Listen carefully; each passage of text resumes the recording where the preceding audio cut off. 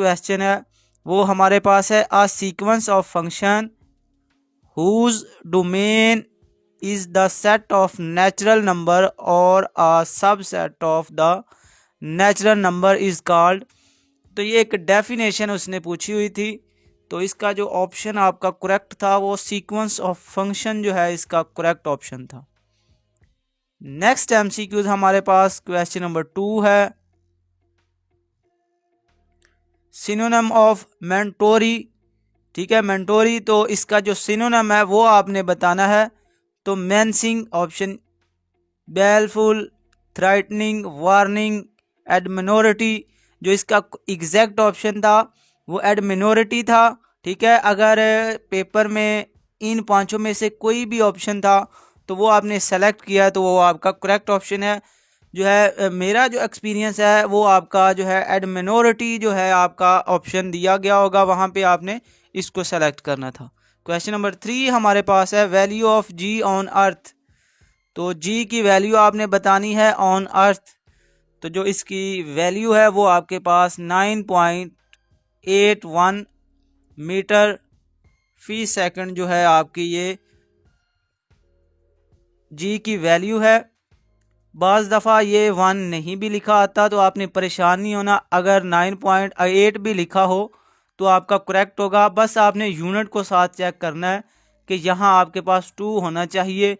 बाज़ औक़ात इसको हम m/s2 भी लिख सकते हैं। ठीक है, तो जब ये ऊपर जाता है तब ये माइनस को होता है, वरना m/s² भी हम इसको लिख सकते हैं। अगर उसने इस शेप में पूछी है तो हमारे पास 32.2 फीट यानी कि आपका करेक्ट इसमें ऑप्शन होगा।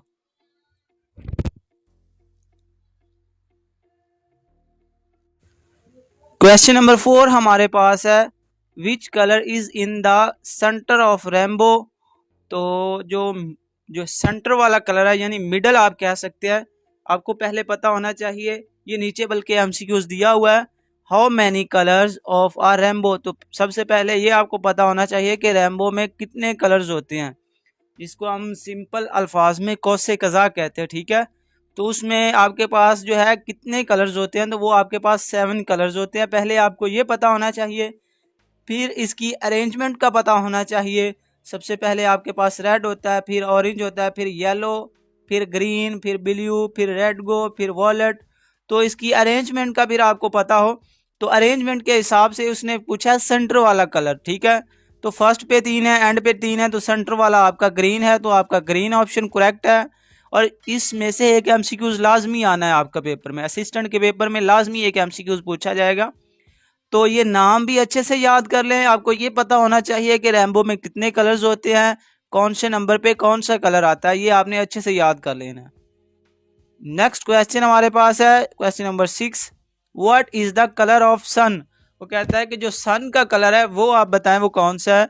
तो आपका वाइट जो है इसका करेक्ट ऑप्शन है। वाइट, सन का जो कलर है वो आपके पास वाइट है।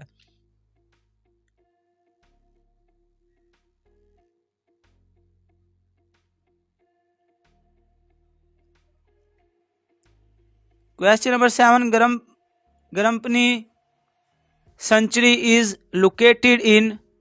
तो दीपिहू आपका इसमें अगर ऑप्शन था तो ये करेक्ट ऑप्शन था। अगर ये ऑप्शन नहीं था तो आपके पास करबली एंगलोग आपका करेक्ट ऑप्शन था। ठीक है, अगर ये भी नहीं था तो ये बेसिकली ओवर ऑल डिटेल मैंने इसमें लिख दी है। इनमें से अगर कोई भी ऑप्शन आपके पास मौजूद था तो वो आपका करेक्ट ऑप्शन था। बाज़ औक़ात उसने आसाम पूछा होगा, बाज़ औक़ात वो ये पूछ सकता है कि सेंचुरी लोकेटेड इन, तो ये बेसिकली इंडिया में वाक़ है। फिर उसने इसका जो है डिस्ट्रिक्ट बताया है, फिर उसके जो है जहाँ एग्जैक्ट जगह पे वो वाक़ है उसने वो एग्जैक्ट जगह बताई है। अब पेपर में हो सकता है उसने एग्जैक्ट जगह पूछी हो सकता है उसने डिस्ट्रिक्ट के हवाले से पूछी हो, ठीक है, हो सकता है उसने कंट्री के हवाले से पूछी हो। तो मे भी ज़्यादा चांसेस हैं कि उसने कंट्री के हवाले से पूछी होगी। तो सेंचुरी इज़ आर लोकेटेड, तो इंडिया, पाकिस्तान, चाइना, इस तरह उसने कंट्रीज़ का आपको दिए होंगे 4 ऑप्शन, तो उसमें इंडिया जो है आपका करेक्ट ऑप्शन था। तो क्वेश्चन नंबर 8 हमारे पास है what is the word for reliable. तो उसने वर्ड दिया था रिलायबल, तो इसका बेसिकली उसने what is the word for reliable, तो इसका मतलब है कि इसका सिनोनिम आपने बताना, ठीक है, सिनोनिम। तो इसका जो सिनोनिम है वो आपके पास डिपेंडेबल, होनेस्ट, ट्रू, ठीक है, इनमें से जो भी आपके पास ऑप्शन में था आपका करेक्ट ऑप्शन था। नेक्स्ट एमसीक्यूज क्वेश्चन नंबर 9 हमारे पास है कैपिटेंसी फार्मूला। तो सबसे पहले आपको कैपिटेंसी की डेफिनेशन आनी चाहिए कि डेफिनेशन क्या है। The ability of an object to store electric charge, ठीक है, तो जो चीज़ें इलेक्ट्रिक चार्ज को स्टोर करती है वो आपके पास कैपिटेंसी कहलाती हैं। यानी कि इट मीन्स कि आप जो है सेल की बात कर ले, तो जो सेल्स हैं वो अपने अंदर जो है चार्ज को स्टोर करते हैं, तो उसके बाद देन हम उसको यूज़ करते हैं और एनर्जी को यूटिलाइज करते हैं, ठीक है। सेल की एग्जांपल आप ले सकते हैं, आपके पास ये फार्मूला था C is equal to Q over V. तो C आपके पास कैपिटेंसी है, Q आपके पास चार्ज है, V आपके पास वोल्टेज है, ठीक है।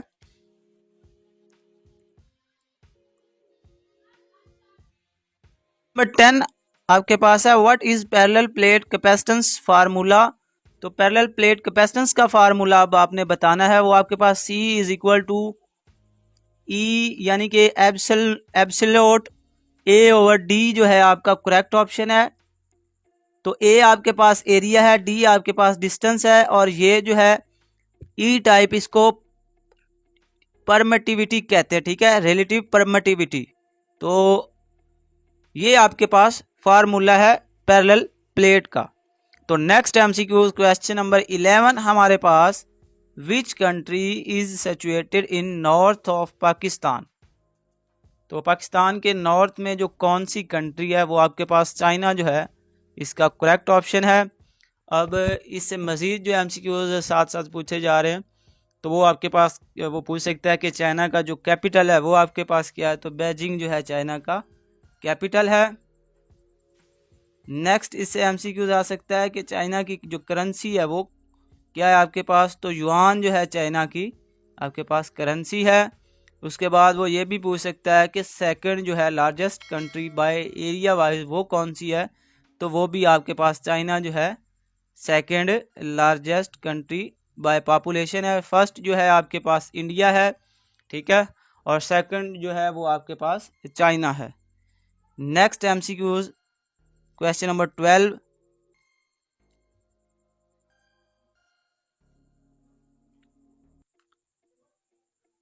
Who is the founder of ज़कात, यानी कि ज़कात को जो है किसने दरियाफ्त किया। तो इस्लामिक प्रॉफिट मोहम्मद सल्लल्लाहु अलैहि वसल्लम, जो कि हमारे नबी हैं हज़रत मोहम्मद सल्लल्लाहु अलैहि वसल्लम ने ज़कात का जो है ज़कात को मुतारिफ़ करवाया। क्वेश्चन नंबर 13 हमारे पास है what is the second name of ग़ज़वा बदर। तो ग़ज़वा बदर का जो सेकंड नाम है वो आपने बताना है। तो यौमुल फुरकान जो है आपका इसमें करेक्ट ऑप्शन था। इंशाल्लाह इस चैनल पे आपको डेली बेस पे एक्सपीरियंस वाली वीडियोस मिलती रहेंगी। चैनल को लाजमी से सब्सक्राइब करें। अगर वीडियो अच्छी लगे तो लाइक करें। दुआओं में याद रखें। वस्सलाम।